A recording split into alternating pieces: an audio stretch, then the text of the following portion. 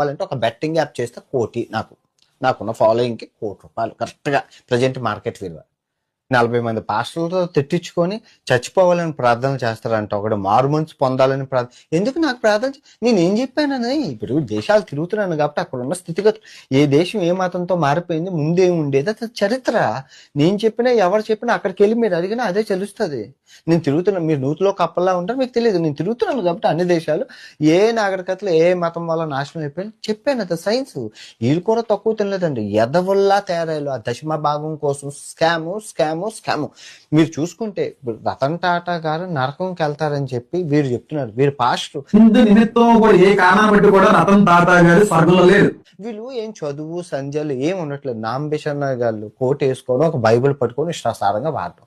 ప్రభాస్ ఏంచి యేసు ప్రభు అని, యేసు ప్రభు పేరు ప్రభాస్కి పెట్టారని చెప్పి ఏసేనమ్మగుడు ఏసేనప్పుడు ఎన్ని పాటలు పిచ్చి తీసుకోవాలా? ఇది ఎక్కడైనా ఉన్నదా? ప్రపంచంలో అందరూ క్రైస్తవులు బాగానే ఉన్నారు. వీళ్ళే మన తెలుగు రాష్ట్రాల్లో పిచ్చోళ్ళు ట్రాన్స్లోకి వెళ్ళిపోయి మెంటల్ వచ్చిస్తుంది ఒక్కొక్కరికి. ఇష్టంగా మతం మారిన వాళ్ళు ఉంటారు కదా, క్రేజీగా పాటలు రాయి రప్ప మొక్క వద్దు, చెట్టు బొక్క పుట్టవద్దు, ఏటి దయాగాలావా, ఏటి పాటలేంటి అసలు? వేరే మతాన్ని దూషించి మా దేవుడే నిజమైన దేవుడు చెప్పు ప్రచారం ఎందుకు? మత ప్రచారం ఎందుకు నాకు తెలియకుండా అసలు అవసరం ఏంటి? మీరు చూడండి, నేను ఇన్ని చర్చ కావాలంటే ఒక